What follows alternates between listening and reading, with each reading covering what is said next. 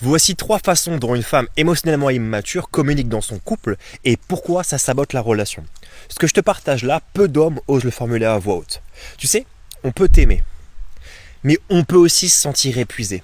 Pas parce que en tant que femme tu es trop ou pas assez, mais parce que tu communiques encore comme une petite fille blessée. Et ça tue la relation. Ça la tue petit à petit, crescendo. Je te dis pas ça pour te juger. Je te dis ça parce que j'ai été cet homme à vouloir porter la relation à bout de bras avec une petite fille.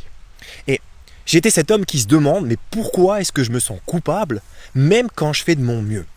Voici 3 façons typiques dont une femme encore immature sur le plan émotionnel communique dans sa relation sans s'en rendre compte.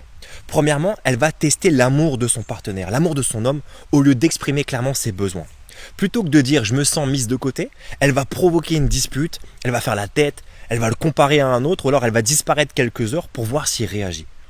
Elle cherche une preuve, un geste, un message. Tu vois, elle a besoin d'être rassurée, mais elle ne le demande pas, elle ne s'exprime pas, elle lui fait payer. Et l'homme en face, s'il tombe dans une forme de jeu sans fin, où son amour c'est tout le temps un examen, tu vois, il passe un QCM le gars. Deuxième point, c'est elle garde tout pour elle, jusqu'à exploser, la cocotte minute. Elle dit que tout va bien alors que c'est faux. Elle sourit mais son regard il est accusateur, tu sais, elle a le regard comme ça. Elle te dit non, t'inquiète, mais il y a une tension dans son corps, c'est palpable. Puis un jour en fait elle te lâche tout comme ça, bah.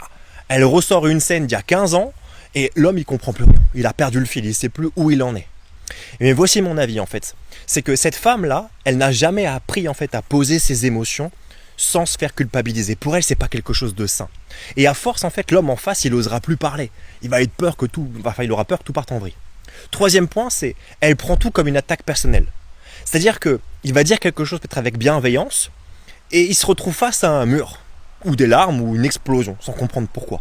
Parce que cette femme, elle vit chaque remarque comme une blessure. Pas parce que l'homme il est dur avec elle, mais parce qu'en fait elle confond le lien amoureux avec le lien qu'elle a jamais eu avec son père ou avec une vieille peur de ne pas être assez. Ce que je veux te dire, c'est que si tu te reconnais dans ce que je viens de décrire, je ne te juge pas, ne te juge pas non plus.